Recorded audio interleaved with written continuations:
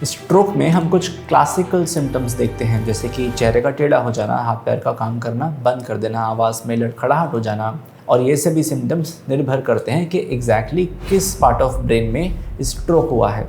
कभी कभी स्ट्रोक में स्ट्रैटेजिक इन्फार्क्ट अगर होता है या कहीं स्पेसिफिक दिमाग में कोई गांठ होती है तो लैंग्वेज एरिया इन्वॉल्व होने की वजह से एफेजिया हो सकता है। कि पेशेंट सामने वाले की बात ना समझ पाए या फिर बात पेशेंट को समझ तो आ रही है पर वो ठीक से उसका जवाब ना दे पाए। कभी कभी पेशेंट को लिखने में समस्या भी आ सकती है। अब क्योंकि आजकल हम लोग मोबाइल फ़ोन का यूज़ बहुत ज़्यादा करते हैं, टेक्सटिंग करने लगे हैं, तो ये भी देखा गया है कि कभी कभी पेशेंट को सिर्फ टेक्सटिंग करते वक्त प्रॉब्लम आती है और इसे हम कहते हैं डिस्टेक्सिया। यानी कि पेशेंट को स्पेसिफिकली टेक्सटिंग करते वक्त सेंटेंसेस की फ्रेमिंग करने में प्रॉब्लम आ रही है।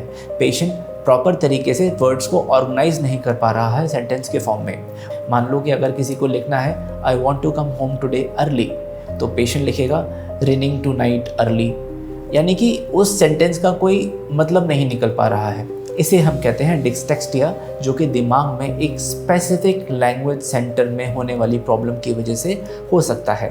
खास करके अगर प्रॉब्लम एंगुलर गायरस में या फिर इंफीरियर फ्रंटल गायरस में हो लेफ़्ट साइड में, तो ये प्रॉब्लम देखने को मिल सकती है। अब अगर ये सिम्टम्स सडन होते हैं तो हो सकता है कि ये प्रॉब्लम स्ट्रोक की वजह से हो। इसके अलावा अगर पेशेंट को दिमाग में कोई गांठ है, उस गांठ के अराउंड सूजन है, तब भी इस तरीके के सिम्टम डेवलप हो सकते हैं, पर वो बिल्कुल अचानक से नहीं होंगे, धीरे धीरे डेवलप करेंगे।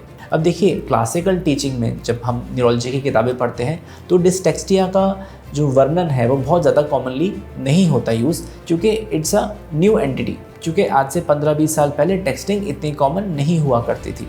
इसलिए जब भी हम स्ट्रोक को पहचानने की बात करते हैं, हमारी जो स्ट्रोक की स्केल होती है उसमें भी जो लैंग्वेज का असेसमेंट होता है वो बोलने या फिर लिखने के बेसिस पर होता है, टेक्सटिंग के बेसिस पर नहीं होता। बट जैसे ही हम लोग इतना ज़्यादा सोशल मीडिया यूज़ करने लगे हैं, फ़ोन यूज़ करने लगे हैं, तो बहुत बार ऐसा देखने को मिलता है कि पेशेंट को जो सबसे पहले परेशानी होती है वो यही होती है कि पेशेंट ठीक से मैसेज टाइप नहीं कर पा रहा है। यानी कि मतलब स्ट्रोक अभी एवोल्यूशन में है, सिर्फ स्टार्ट ही हुआ है, और अगर पेशेंट तुरंत अस्पताल जाकर इलाज नहीं कराता तो वक्त के साथ वो सिम्टम्स बढ़ सकते हैं, दिमाग के अलग अलग एरियाज भी इन्वॉल्व हो सकते हैं और ये हो सकता है कि पेशेंट को फुल ब्लोन स्ट्रोक आ जाए, जिसमें कि हाथ पैर काम करना बंद कर दे, आवाज़ लड़खड़ा जाए। यानी कि मतलब अगर आपको डिस्टेक्सिया हो रहा है तो आपको तुरंत अस्पताल जाना है, जाँच करानी है, स्ट्रोक को रूल आउट करना है। और पता लगता है कि दिमाग के अंदर एक क्लॉट है और अगर इंडिकेटेड है तो पेशेंट को क्लॉट डिसॉल्विंग मेडिकेशन दी जा सकती है।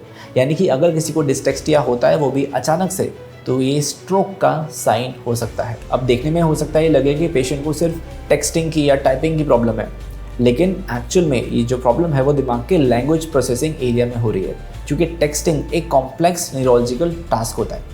जब भी हम किसी को व्हाट्सएप पर टेक्स्ट मैसेज भेजते हैं तब सिर्फ हमारी फिंगर्स की मूवमेंट ही नहीं हो रही होती, बल्कि सबसे पहले हमारे दिमाग को सही वर्ड्स जनरेट करने होते हैं और फिर उन वर्ड्स को एक मीनिंगफुल सेंटेंस में कन्वर्ट करना होता है। विजुअल पाथवे स्क्रीन पर मौजूद लेटर्स को, वर्ड्स को आइडेंटिफाई करते हैं। मोटर पाथवेज थम्स की मूवमेंट्स को कंट्रोल करते हैं। सेंसरी पाथवेज फीडबैक देते हैं कि हमें क्या टाइप करना है।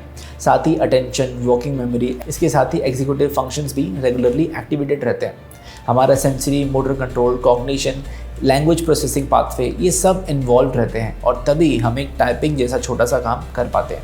ऐसा भी हो सकता है कि डिस्टेक्सिया एक्चुअली में स्ट्रोक का पहला लक्षण हो, यानी कि पेशेंट को स्ट्रोइंग इवॉल्विंग फेज में है पर डिस्टेक्सिया उसका पहला सिम्टम है।